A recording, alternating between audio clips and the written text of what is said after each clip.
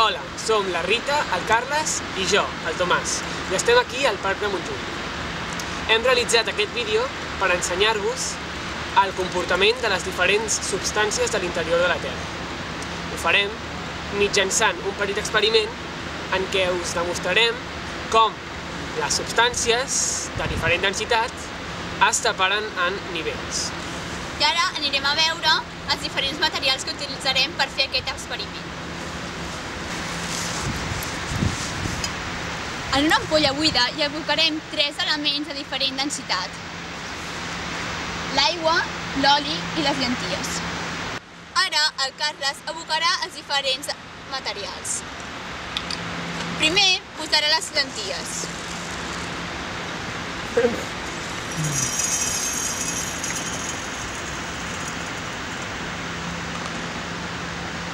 Després abocarà l'oli. I per acabar, el Carles abocarà l'aigua.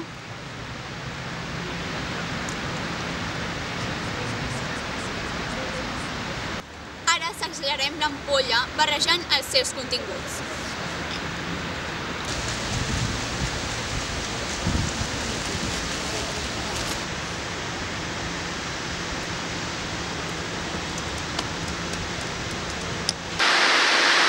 Com podem observar, les llenties han quedat per sota de tot, perquè són l'element que tenen la densitat més gran.